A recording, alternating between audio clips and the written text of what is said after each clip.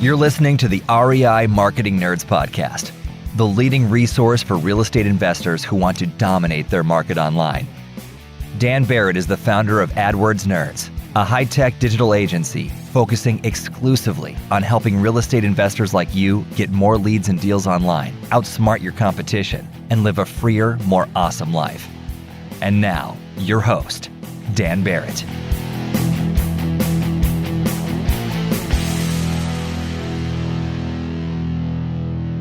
Hey guys, welcome back. You're listening to the second part of last week's episode. Let's jump back in.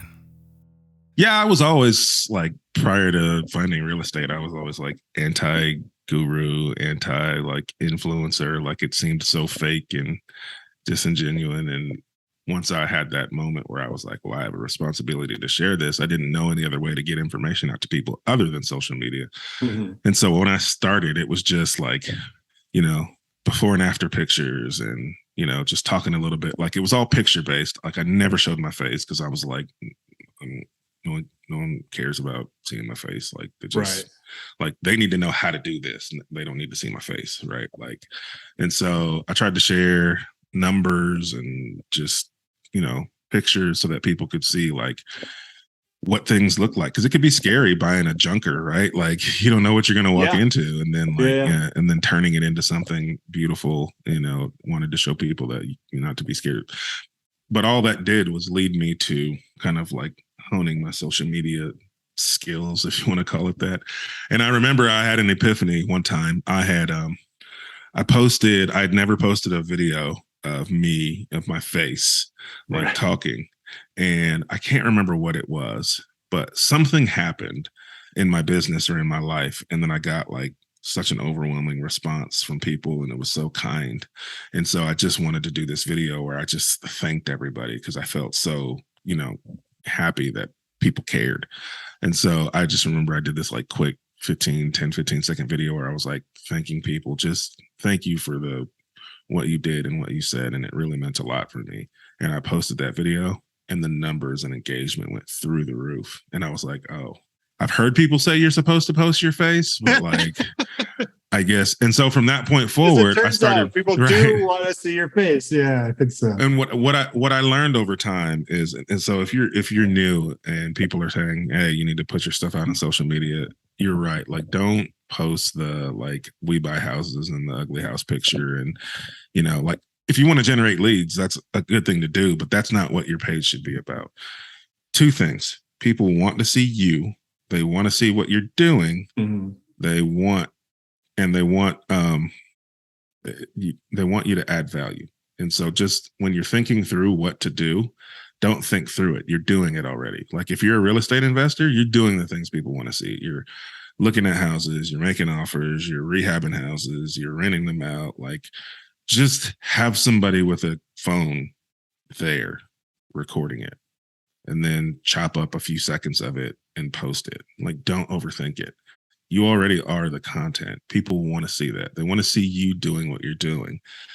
And raw content is more powerful than super polished content because it makes people feel like they can do it. It makes people feel more connected to you. If it's over polished, then you seem like you're so far above everybody else because you've not only are you doing real estate, but you've also got time to have like pretty perfectly polished Instagram videos and reels and TikToks and things. But if it's just you, like somebody on a recording you on a phone and you're just in your business. Like I've even had my social media person just record me while I was doing a podcast like this, like just pretend she was like standing right here recording me doing this. And we posted that and it did great. Right. Like it's just post what you're doing. Don't overthink it. Make sure you put your face on stuff and try to add value. Think of the most insightful, valuable tips that anybody's ever given you. Turn on a camera for 10 seconds, say that thing, and then post it. The more value you add, the more people will be drawn to you. And then you'll start to see what works and what doesn't work. And you'll be fine. But just keep value in mind. And, I try to say the same thing with like, if you're going to create courses, if you're going to create things that are supposed to help people, like you'll find yourself, I found myself doing it like, what's going to produce the most revenue? What's going to produce the most income? Because as a business owner, we're taught like, focus on the most income generating activities, right? Those are the things that you should spend your time on. And that is good advice. But when you're talking about a product or a service to help somebody else, you've got to think in terms of what's the most value I can give people, right? And then that's the thing you should focus on. And then you can tailor that back based on like what you think it'll do revenue wise. Like, don't go spend a bunch of time on something that's going to give people a lot of value, but isn't going to produce a ton of income. But don't let income be the thing that drives what you produce. It should be what's going to help somebody the most. Then go do that thing.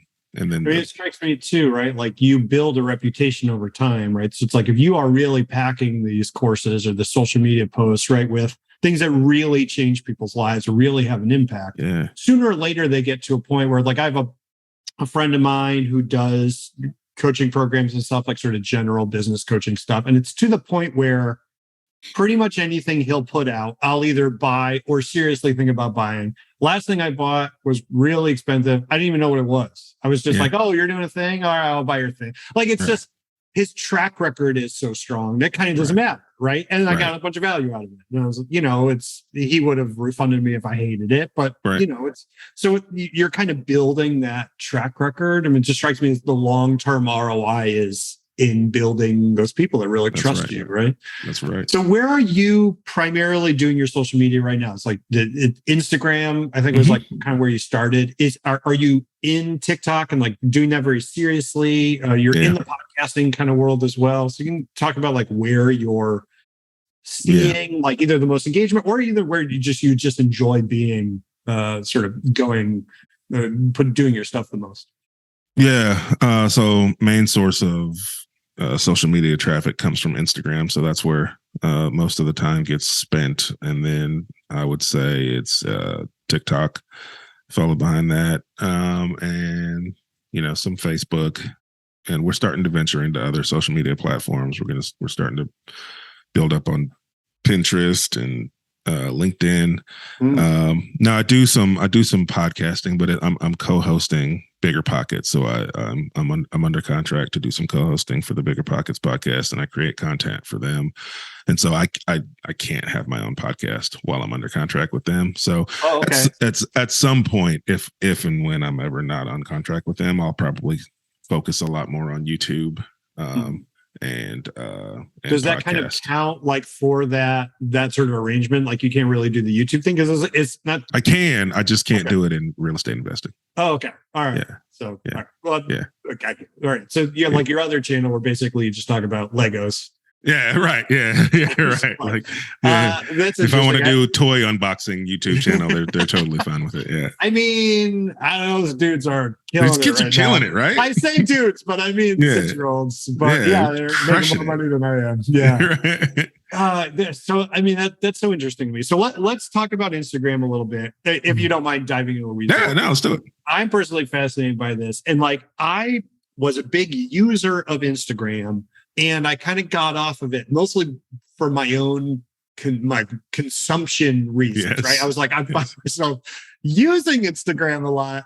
And like, I was just like, they're a little too good at like knowing where my buttons are and stuff. Yeah. So I kind of got out of it, right? But I do feel like, well, hey, this is this huge channel. I'm actually watching, my wife is, she got into ceramics. She makes this like beautiful pottery. She's starting up her own business, right? So she's like, you got an online store and, she's getting into Instagram, using it as a channel, right? She right now, looking at her usage, she's like, well, it's all about reels now. It's all about video. It's not really about image posts. So like, is that kind of your experience too, where it's very, Instagram's kind of competing with TikTok in some ways? So they're really going after the kind of video formats rather than the image formats. And what's been your experience of Instagram today?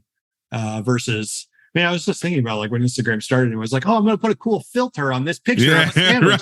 Nobody does that. They don't know what's filtering their sandwiches anymore. So like, what's been your experience? Man. No, first of all, I think if you have any business, I do not care what the business is. If you don't have a presence on social media, you're missing customers. Yeah. This is how people find out about business now. TV ads aren't the same. People aren't watching TV as much as they're looking at their phones. They are not. So brands have realized this now. That's why you're starting to see more and more brands, not just producing content, but leveraging influencers to get content out there. I mean, we get millions of impressions, and they're TV networks that run similar numbers, right, to what influencers are getting as far as capturing eyeballs. And so, like, if you aren't producing content, if you aren't on social media, you're missing traffic. I don't run ads for my courses. I don't do paid ads. I don't do paid ads for my coaching program. It's all organic, just reaching eyeballs through the free content that we put out. And so, like, you got to get over yourself with social media. If you have a business, it's not about you. It's about serving your customers. You got to be where people are if you have a business, and people are on social media. So if you want to stay relevant, you have to have a presence on social media. Now, with that out the window, like, for us, like, TikTok is current and the future, right? Like, that's where the growth is, the users are, like, but from a business perspective, they're not where Instagram is. And also, the average age of their user base is much younger. And so if you have a business where you need adults to spend money, then Instagram is where you're going to be able to get the most eyeballs, because it's got a higher age user base. And so but the cool part about it is there's so much similarities with both platforms that you can take the same piece of content and put it in both places with minimal effort. And so we're just cross posting every piece of every reel goes on TikTok and vice versa, to capture both audiences. Okay, that makes a lot of sense. Do you like automate that? Do you have like a team? You just do everything yourself? Like, how do you do that? So I was doing it all myself. I now have a full-time social media manager. Awesome. And so she's capturing video for me, editing it, getting it posted in both places. And we just did that a few months ago. And has that been like a world of difference for you, or is it kind of just like the same, it just frees up some time? Like, so it absolutely frees up time, because now I don't have to worry about the consistency. I pay someone to make sure I'm consistent, because that's the only way. These algorithms, TikTok algorithms, different than Instagram's algorithm. It's different than YouTube's algorithm. And like, the only way to stay, and then all three of those are different, and then they're all changing all the time. So like, no one person can stay on top of every single change. And so the only way to beat the algorithm is to just, I call it relentless consistency with your posting. Like, you just have to be in people's faces all the time. And so I don't have to worry about the consistency. Frees up time for me to go do more income generating activities. And then, we've seen an increase in engagement, impressions, views since having that person, because like, I pay them to pay attention to what's trending and what's working. So like, they can post, and then they can pay attention to the videos that they're putting out there and seeing which ones are doing better and posting more content like that. Whereas when I was doing it, like, I just had time to post, and then I'll post something again later. I don't have time to think about what's trending, what's not, how to do this, that, and the third. So it's helping. Yes. All right. Yeah, that makes a lot of sense. I think the thing that's interesting about it, right? And you this is exactly how you did it. You did it yourself, and then you hired a person to help you. Rather, I think a lot of people jump straight to like, well, I don't want to do it, so I'm just going to hire somebody, and they never really develop their own voice, sort of as a function of that, right? So I think you did it in a really interesting way. I love, by the way, the thing that you pointed out about the differences between TikTok and Instagram, where TikTok's where all the growth is, it's where the younger people are, but Instagram right now is where most of the money is. I think all that's really amazing. Do you, like, in your content, send people to your courses, or do you basically just say, I'm putting out quality content, it's going to be good, and then they're going to click through to my profile, and that's how they're going to get there? Like, how do you think about that? It's a combination of both for us. So like I'll post a valuable piece of content where like today we did one. I saw she posted one today that was just a great tip that anybody can go use. Yeah. And that was it. Like it was a great tip. And so the idea with that is like that builds trust. And then people will eventually check out the link in bio and maybe they'll buy something. But we also do posts where I'm like, hey, I just bought this house and we're going to do X, Y, and Z with it. And I didn't have to bring any money to the closing table when I bought it. And if you want to learn how I do that, you can check out my course on how to finance deals with little to no money. Click the link in my bio, right? So we do a combination of both. Okay. That makes a lot of sense. So have you found social media to be valuable for finding sellers for the real estate side of the business? Because that strikes me as in many ways more difficult than connecting with investors, right? Same muscle groups, to use a weird metaphor that I don't know, but anyway, you're exercising the same kind of stuff. Do you guys do much of that, or do you rely on other marketing channels for the seller side of the business? Yeah, if we're I don't use my Instagram to find sellers, the people who are going to sell me their home. No, yeah. I don't think I've ever bought a home from somebody. Now I've gotten leads from somebody who knows that I do this, who might send me to somebody who they know. Right. That's happened. But never just somebody who's like, hey, I follow you. I have a house. You want to buy it? No, that hasn't really happened. And we don't target it that way. So for me, like this is kind of how my infrastructure set up. So I have my real estate investment business where I'm out buying property, renovating it, monetizing it via rentals, flips, Airbnbs, hotels, right? And then I have my social media person, videographer, who was just me before I hired her. Right? Yeah. And so then it was me capturing that. Like, so I'm doing this, just turn on a camera, capture parts of it, right? Chop that video up and then post that, because on the social media side, people want to see me doing that. Right. Those videos now build trust. People click the link in the bio. I have courses very, very inexpensively, $40 for a course, where somebody else might charge them $200, $300, $400, $500. I charge $40. Yeah. But it's the same type of content. They get the same kind of value. So then they build trust because they see me doing what I said I was doing. And then they buy a course for $40 and get $400 to $500 worth of value. That builds even more trust, right? So then they go buy more products, or they apply for my coaching, which costs substantially more because it's way more involved of me helping you grow your business. And then that leads them to be like, okay, well, I'm willing to pay more because I paid $40 and got $500 worth. So if I pay this, how much am I going to get? I feel good about it. And so it's all connected in a way. Yeah. So what is your, okay, so let's bring it back because we're coming up on time. I could continue talking about this for basically forever. So I have to put an artificial stop on it. But I want to bring it back all the way to the beginning. So one of my favorite moments of your story is sitting down with your wife and like doing your goals and then doing your first deal and being like, we have to redo the goals, right? So it must be, you've gone on this like wild journey. Right. That's fair. Yes. So what are your goals today? Right. Like when you, obviously it's like you're very purpose driven. You've talked about sharing with people and feeling this responsibility. Right. So like when you come in the office today, like what gets you motivated in the morning? Like what are you trying to achieve with either part of your business today versus like all the way back then when you were like, I just want to do 5 deals a year and then I'll be happy.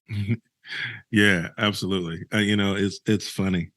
I'm supposed to have some super sexy answer for that question. Hey, look, and I don't. I will take any kind of answer. I'm just curious what makes it tick. Yeah, and I don't. I am in the mode now of trying to. Well, first of all, on the real estate investment side, I love this business. I love getting to help people out of tough situations. I love getting to take something that is, on the verge of being on its way to being torn down, eyesores, terrible places, and driving by now and seeing people with families, kids playing in the yards of houses I've renovated. Like I love. And so I have no intentions of like hitting some number of doors and then stopping. I tell people like, I'm going to keep buying property until God or my wife tells me to stop. So like we're going to keep going. And, and I'll know I'm done when I'm done. Yeah. As far as the helping others through learning how to do this, I don't see that stopping. Like, I feel like I am called to do this. Like, I am called to help people figure out how to live the life they're supposed to live. Like, I feel like we're all put on this planet for a reason, right? Yeah. And what stops us from getting to doing the thing that we were put here to do is because we have to go to work every day to make the money to sustain life. And so, like, I tell people, like, I'm not the guy, like, you know, quit your 9 to 5. And that's not what I want for people. I just quit my 9 to 5 like 2 years ago. No, like a year and some change ago. Like, I worked as long as I possibly could until it financially didn't make any sense for me to work anymore. I don't want people to, I'm not saying everybody needs to quit their 9 to 5. I am saying that everybody should have the option to quit their 9 to 5 if they want to, because I was a much better employee to my company that I was working for when I didn't have to be there, because I was choosing to be there. And because I was choosing to be there, I was a much better employee. I did better quality work because I didn't feel like I was going there because I was chained to them. I was going there because I wanted to go there and do the best I could for them. So, not trapped there, right? Just like you said to your wife, right? Like, you don't have to do this. Like, we'll find someone to replace you if you ever don't want to do it. It makes all the difference in the world, right? But when you are when you're not operating in survival mode, where you're like going to work because I have to make this money because I have to survive, when you're just going to work because you truly believe in what you're doing and you enjoy your job, you'll be a better employee. Your employer will appreciate that more. And you don't have that pressure anymore of like, well, you know, one day they might lay me off. The perspective is like, well, if they lay me off, I'll go find something else I want to do. Yeah. Yeah. Right. And that's true freedom. Dude, I love it. And it really strikes me, right? It's like we asked about goals, and it's like in my head, I kind of had like an extrinsic motivator where it's like, I want X amount of revenue or whatever, but you're all talking about intrinsic motivation, right? You're doing the thing you like to do. That's why you're doing it. Right. That's such an amazing place to be. For people that want to specifically, so find you on social media. We talked a lot about social media. I know a lot of people are curious to want to actually see what you're doing sort of in person. Yeah. Where would people find you on social media? It's at The Henry Washington on Instagram and TikTok. And I think it's like at The Henry Wash on Twitter, but Instagram's the best place. Okay, cool. So at The Henry Washington on TikTok and Instagram. That's and obviously we already mentioned henrywashington.com if you want to go check out what you're doing online. Henry, thank you so much for coming on, man. This was an awesome conversation. I know I got a ton out of it, so I don't care about the audience. I got a lot out of it. So that's the best reason for having a podcast, right? It's the only reason I have the podcast. You get to get all the information. Yeah. Yeah, I'm just secretly in it for me every time. So, I'm just be like, Henry, I'm asking for a friend. Right. Problem with girls. What do you say to them when? But I very much appreciate you coming on. Thank you so much, man. This was awesome. I appreciate you having me. I had a blast. That is it. That's the end of this week's episode, and I hope you enjoyed it. I know I did, and I told him after I sort of pushed the stop recording button on the thing, I was like, look, you have really inspired me to go out and actually work more on my social media. So, hey, if you see me on Instagram or whatever, that's why. But look, I would love for you to leave a review of this podcast. It helps other people find the show. I read every single one, and I really appreciate it. Just search for REI Marketing Nerds wherever you download podcasts and leave us a review. I really would appreciate it. This is Daniel Barrett signing off for this week. I'll see you next time, and thanks.